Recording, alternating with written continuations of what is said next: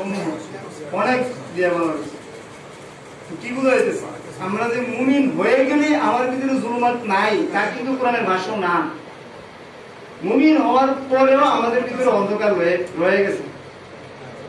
চাহিদা, লোভ, লালসা, এই সবগুলো হচ্ছে কি অন্ধকার। পদের লোভ, ভালো খাবারের লোভ, খ্যাতির লোভ, সবগুলো অন্ধকার। বাস্তবতা যেটা, এই অন্ধকার যতদিন আমরা দূর না করতে পারবো, আমাদের ভিতরে যে নূর আছে, আলো, সে আলো বের হবে না। মেহেন্দি পাতার মতো, মেহেন্দি পাতার ভিতরে যে রং, সুন্দর রং, যেটা দিয়ে মানুষকে আনন্দিত করে, সুসজ্জিত করে, এই রং কিন্তু দেখা যায় না। এটা কিন্তু কষ্টের পরে রংটা কি হয়।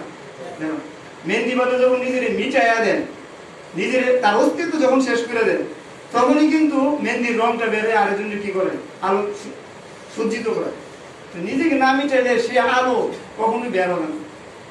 কয়লার ভিতরে ফু দিলেই কিন্তু ইয়েটা সরে গিয়ে তারপর আলোটা কি হয়, বের হয়, আলোকিত হয়।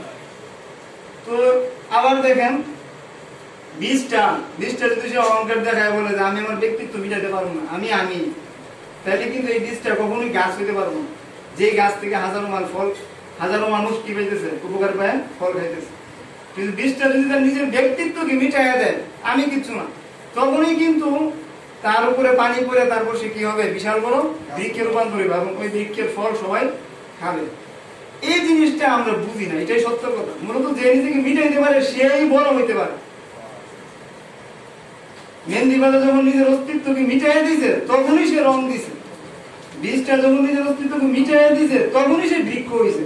আর আমি মনে করি আমার ব্যক্তিত্বকে ধরে রাখার মাধ্যমে আমি কি করবো, বড় হবে। এটা কখনোই সম্ভব না।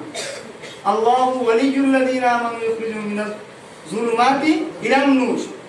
এইসব চাহিদা, এইসব মন্দ জিনিসের জুলুমাত, অন্ধকার, ওই মেহেন্দি পাতার মতো, বীজের মতো কষ্ট করে যে নিজেকে মিটাইতে পারছে, তার ভিতরে সে আলো প্রজ্বলিত হয়েছে।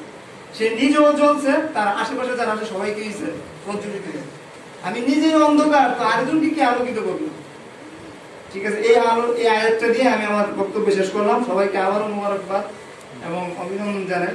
ওয়া আখিরু দাওয়ানা আলহামদুলিল্লাহি রাব্বিল আলামিন।